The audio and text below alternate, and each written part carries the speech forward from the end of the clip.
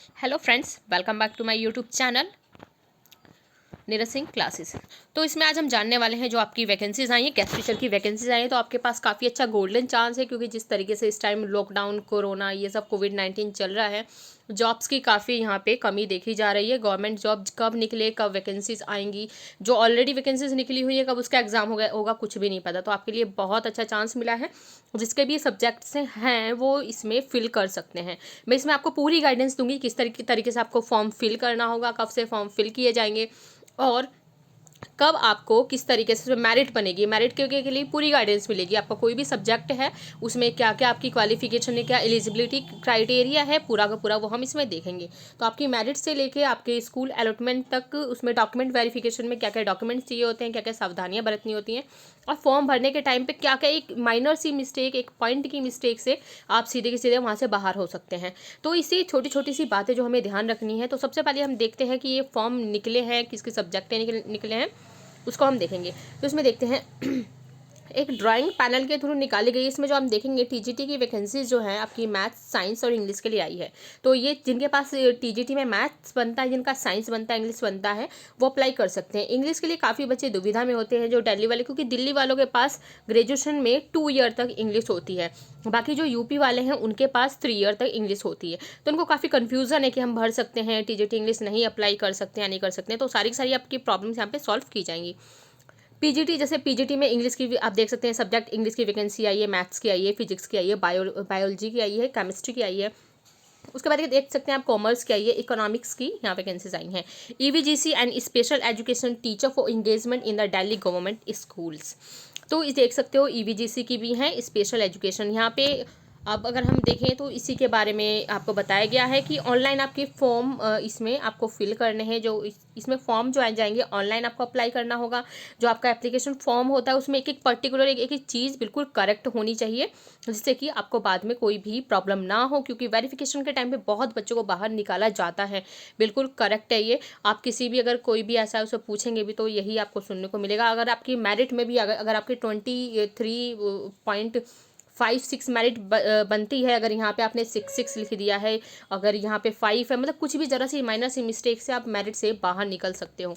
तो आपके पास बहुत अच्छा चांस है, क्योंकि गेस्ट टीचर की वैकेंसीज काफ़ी अच्छी हैं ये। और इसमें आप लोग अब एक बार एंटर होने के बाद निकलने के चांस नहीं होते हैं, क्योंकि एक बार अगर आपका स्कूल छूट गया तो आपको दूसरी जगह स्कूल मिल जाता है। तो इसमें देखो इसमें पूरे देखिए आपकी जो ऑनलाइन एप्लीकेशन ली जाएगी, वो जो आपके सब्जेक्ट हैं इसके लिए है, तो इसको ज़रूर देखेंगे आप। इसके बाद अगर आप देखेंगे यहाँ पे 2020-21 की सेशन जो आपका है 2020-21 है, तो ध्यान से देखेंगे। तो आइए आप आगे पढ़ते हैं कि आगे इसमें आपको क्या क्या इसमें ध्यान रखना है। जैसा कि आपको बाकी सारे जॉब्स में मिलता है, जैसे एज के लिए और जो भी आपकी कैटेगरी वगैरह है उसमें मेरिट में और आपकी एज में काफ़ी आपको फ़ायदा मिलता है। तो इसमें जो SC ST OBC के जो भी कैंडिडेट हैं उनको बहुत फ़ायदा मिलने वाला है। एज में भी मिलेगा और इनको मेरिट में भी बहुत ज़्यादा चांस होते हैं SC OBC और ST को, कि इनका मतलब अगर इनके मेरिट काफ़ी कम भी है तब भी इनका सिलेक्शन ज़रूर होता है। देन इसके बाद आपको जो इसमें अगर आपका SC है या ST हैं या OBC हैं, तो ज़रूर से अपना जो SC ये सर्टिफिकेट है इसमें लगाएं, और फेक नहीं होना चाहिए इसमें, क्योंकि एक एक डॉक्यूमेंट आपके चेक होते हैं। ऑफलाइन प्लस ऑनलाइन दोनों तरीके से डॉक्यूमेंट चेक किए जाते हैं। और जो आपका OBC का सर्टिफिकेट है वो आपका गवर्नमेंट ऑफ NCT दिल्ली के द्वारा इशूड होना चाहिए। देन इसके बाद अगर आपका है certify issued by state and UT will be considered for ST candidate. और देन इसके बाद अगर आप देखोगे तो सबसे मेन इंपॉर्टेंट जो आपके लिए है, सबसे ज़्यादा इंपॉर्टेंट है, क्योंकि आज आपकी जो है आई थिंक 25 नवंबर है। तो 25 नवंबर और इसके बाद आप देख सकते हो 1 दिसंबर से, यानी कि 1 दिसंबर 2020 से, यानी कि सुबह के 11 बजे से 10 दिसंबर 2020 यानी कि शाम को 6 बजे तक, टाइम को बहुत ध्यान रखना है। तो आपको केवल 10 दिन का टाइम मिल रहा है। आपको 10 दिन के अंदर अंदर पूरी की सारी सारी चीज़ें तैयार करनी है। 5 दिन के अंदर अंदर खुद आपको सोचना है कि अपनी मेरिट तैयार करना, सही से अपने डॉक्यूमेंट सारी चीज़ें अरेंज करना। तो सबसे मेन चीज़ है। और आपका जो फॉर्म भरा जाएगा www.edudel.nic.in पे ये फॉर्म ऑनलाइन हो जाएंगे।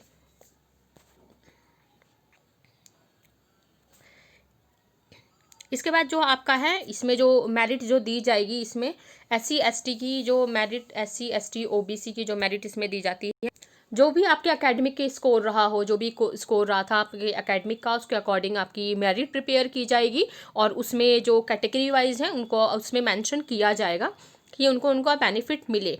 तो अगर आपके मेरिट अच्छा खासा स्कोर है, अगर मान लीजिए 10th 12th में अगर जिसके 50 to 60% मार्क्स थे, तो उनको आई थिंक अच्छा खासा चांस मिलने वाला है, क्योंकि उनके 25 के अराउंड स्कोर बैठ जाता है। मगर देखा जाए तो मेरिट 25 के अराउंड बैठ जाती है, तो इजीली आपका नंबर आ जाएगा, क्योंकि इसमें काफ़ी सारी लिस्ट निकलती है। फर्स्ट लिस्ट आती है, सेकंड लिस्ट आती है, तो ये काफ़ी ध्यान देने वाली चीज़ है।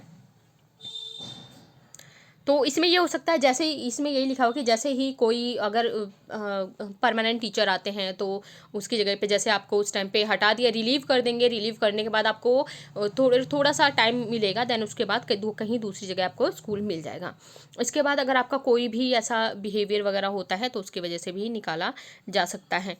और इसमें जो है आपकी मेरिट जो शो होगी, यानी कि डिस्प्लेड होगी, जो आपकी वो जो डिपार्टमेंट की वेबसाइट है वहाँ डिस्प्ले वहाँ पे अपलोड हो जाएगी। और डॉक्यूमेंट वेरिफिकेशन के लिए जो भी आपका एज, क्वालिफिकेशंस, कास्ट सर्टिफिकेट जो भी है तो डिपार्टमेंट बता देगा। वो भी जो सेलेक्टेड कैंडिडेट हैं वही बुलाए जाएंगे डॉक्यूमेंट वेरिफिकेशन के लिए एज पर रिक्वायरमेंट, यानी कि जो भी उनको ज़रूरत है उसके अकॉर्डिंग वो कैंडिडेट को बुला लेंगे।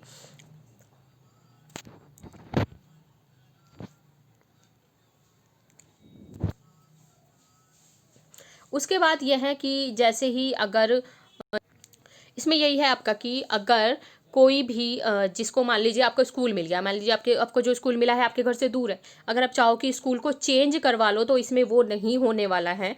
और देन अगर आपको टाइम दिया जाता है, जैसे आपका मेरिट लिस्ट आ गई है, मेरिट लिस्ट आने के बाद आपने वेरिफिकेशन करा लिया, वेरिफिकेशन करने के बाद जब जैसे ही मेरिट आती है स्कूल की, तो आपके 2 से 3 दिन का टाइम दिया जाता है। अगर उस 2 से 3 दिन के टाइम में अगर आप ज्वाइन नहीं करते हो तो आपका जो अपॉइंटमेंट है वो कैंसिल कर दिया जाएगा।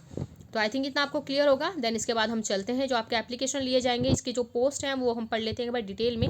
जो पीजीटी की सारी पोस्ट है, लेक्चरर की जो पोस्ट है पीजीटी या लेक्चरर की, English, maths, biology, chemistry, physics, commerce और इकोनॉमिक्स के लिए। तो इसके लिए जो आपको चाहिए कि पोस्ट ग्रेजुएशन डिग्री होना चाहिए in the subject course concern from recognised university with BEd, यानी कि आपकी एमए होनी चाहिए इस सब। जैसे कि आप इकोनॉमिक्स के लिए अप्लाई कर रहे हो तो ये एमए इकोनॉमिक्स होना चाहिए, प्लस आपका बीएड इसमें होना ज़रूरी है, बीएड कंपलसरी आपका। और उसके बाद जो भी, और इसमें जो एज लिमिट है आप देख सकते हो, जो भी रिलैक्सेशन मिलता है वो आपके इसके अकॉर्डिंग है। इसके बाद टीजीटी, यहाँ से अब ये मेन चीज़ स्टार्ट होती है जो इंपॉर्टेंट है आपकी। अगर टीजीटी में आप जो भी भर रहे हैं मतलब ऑनर्स या पास है जो भी, मान लीजिए इसमें जो आपके इंग्लिश की है, मैथ्स की है, नेचुरल साइंस की और सोशल साइंस जो भी इसमें दिया हुआ है, तो इसमें जो आपके मेन सब्जेक्ट होना चाहिए, मेन सब्जेक्ट जो भी, मान लीजिए जैसे नेचुरल साइंस है तो मेन सब्जेक्ट आपका इसमें होना चाहिए, जैसे फिजिक्स, केमिस्ट्री, बायोलॉजी हो गया, बोटैनी हो गया, जियोलॉजी हो गया।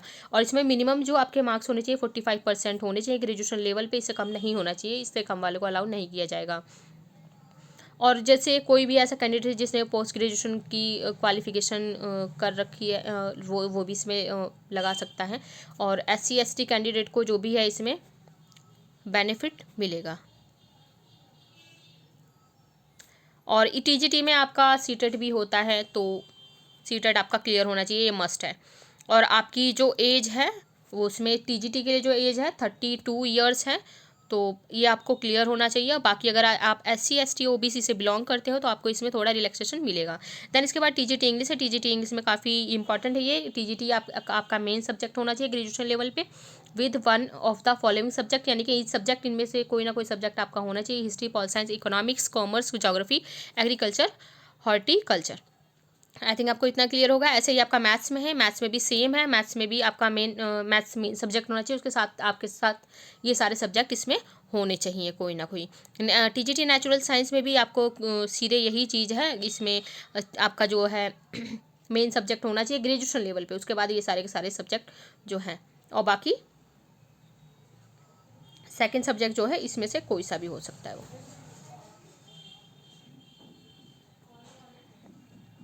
इसके बाद है TGT स्पेशल एजुकेशन टीचर। तो इसमें देख सकते हैं इसमें क्या है, ग्रेजुएशन विद बीएड होनी चाहिए स्पेशल एजुकेशन में, ये तो मेनली है ये, या बीएड विद 2 ईयर डिप्लोमा, अगर किसी का बीएड है उसने 2 साल का डिप्लोमा कर रखा है स्पेशल एजुकेशन में तो वो भी इसके लिए एलिजिबल है, भर सकते हैं। Post graduation diploma in special education वो भी अप्लाई है, और any equivalent qualification approved by RCI, और सीटेड पेपर आपका इसमें क्लियर होना चाहिए। और इसमें आपका एज जो मांगी गई है 30 मांगी गई है, ये आपकी ज़्यादा इंपॉर्टेंट है, 38 एज मांगी गई है इसमें। और आई थिंक इसमें इतना ही है। बाकी ईवीजीसी का आप देख सकते हैं, ईवीजीसी का ये है, इसमें मास्टर डिग्री आप हो इसमें, या diploma in guidance and counselling हो सकता है, रिकॉग्नाइज यूनिवर्सिटी और इंस्टीट्यूशन से हो सकता है। एज लिमिट 30 से ज़्यादा नहीं होनी चाहिए।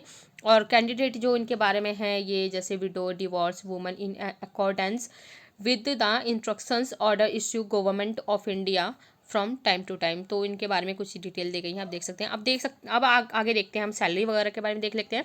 Other important condition, percentage marks must be entered up to 2 places of decimal, यानी कि जैसे कि आप जो देख रहे हो, मान लो आपकी जो मेरिट बनी है 20, मान लीजिए जैसे कि आपकी परसेंटेज है 50.556, तो 6 तक नहीं जाना है, डेसिमल के 2 नंबर तक आपको रखना है, 50.55, या किसी की 62.33 है, या किसी 60.33 है, तो 33 तक जाना है डेसिमल, यानी कि दशमलव के बाद 33 2 डिजिट तक जाना है। उसके बाद है the guest teacher shall be paid as per the approve rates mentioned below. देख सकते हो आप, नीचे मेंशन किया गया है आपका पीजीटी के लिए विद ईवीजीसी, जो ईवीजीसी का है 1445 मिलेंगे, और जो आपका टीजीटी के लिए है टीजीटी और टीजीटी स्पेशल एजुकेशन दोनों के ही अब 1403 हैं। यानी कि आपको इसमें क्लियर होगा, जो आपको फॉर्म भरना है यहाँ से भर सकते हैं आप जाके, जो गूगल क्रोम होता है ऑनलाइन इसे अप्लाई कर सकते हैं। डिपार्टमेंट की वेबसाइट पे जो आप भर सकते हैं, इस तरीके से जाएंगे, आर रिक्रूटमेंट में जाएंगे, फिर गेस्ट टीचर रिक्रूटमेंट में जाएंगे 2020-21, तो आपको इजीली वो मिल जाएगा। एक सबसे इंपॉर्टेंट चीज़ आती है, मोस्ट इंपॉर्टेंट, अगर आपको जॉब चाहिए तो इन चीज़ों पर इस पर ध्यान देना पड़ेगा। Candidate self fill the his her name, date of birth सही होनी चाहिए, उसका रोल नंबर जो सही होना चाहिए, ईयर ऑफ पासिंग सही होना चाहिए, इसमें कोई मिस्टेक नहीं होनी चाहिए। As appear in the pass certificate of 12th examination, वो बिल्कुल ये सारी की सारी आपकी चीज़ें क्लियर होनी चाहिए। इसके बाद जो आपका ये चीज़ इंपॉर्टेंट है, इसके बाद आई थिंक ये आपकी वो जो इसमें वेबसाइट वहाँ जाके फिल कर सकते हो, तो ये चीज़ें आपको इसमें ध्यान रखनी है, ये वाली चीज़ें ये ज़्यादा इंपॉर्टेंट है, तो आप इसे ध्यान से ज़रूर से सही से भरेंगे। तो होपफुल आपको आई थिंक ये वीडियो अच्छी लगी होगी तो जो ज़रूर से मेरे चैनल को सब्सक्राइब कर दें, वीडियो को लाइक ज़रूर करें, और कमेंट जरूर करें। जो भी प्रॉब्लम है आप कमेंट करें, कमेंट में आपको पूरा रिप्लाई मिलेगा, और जो भी है, और आपको अगर पीडीएफ चाहिए तो मैं पीडीएफ वहाँ प्रोवाइड करवा दूँगी। दूसरी चीज़, जैसे ही आपको किस तरीके से फॉर्म फिल करना है पूरी डिटेल दी जाएगी यहाँ पे,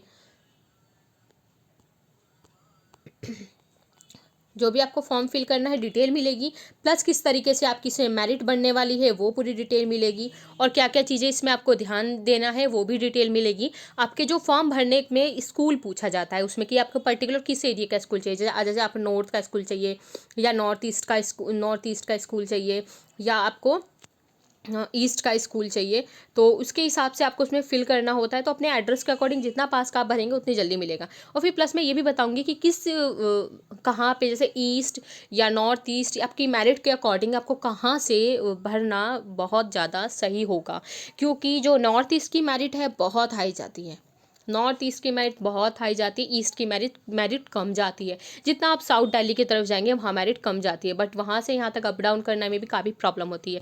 तो जिन बच्चों की परसेंटेज अच्छी खासी है तो वो यहीं से फिल करें, जिन बच्चों की परसेंटेज कम है तो दूर से फिल करेंगे, तो बहुत ज़्यादा चांसेस हैं उसका नंबर आने के। तो ज़रूर से मेरे चैनल को सब्सक्राइब कर लें, और वीडियो को एक हिट लाइक ज़रूर करें, और बेल आइकन पर जरूर क्लिक करें कि ताकि मैं जो वीडियो अपलोड करूँ तो आपको सारी नोटिफिकेशंस मिल सकें। ठीक है, मिलेंगे नेक्स्ट वीडियो में नेक्स्ट इन्फॉर्मेशन के साथ कि आपको डॉक्यूमेंट वेरिफिकेशन में क्या क्या चाहिए, मेरिट कैसे बनेगी, सब कुछ आपको सारी चीज़ें प्रोवाइड कराई जाएंगी। Okay, thank you, good bye.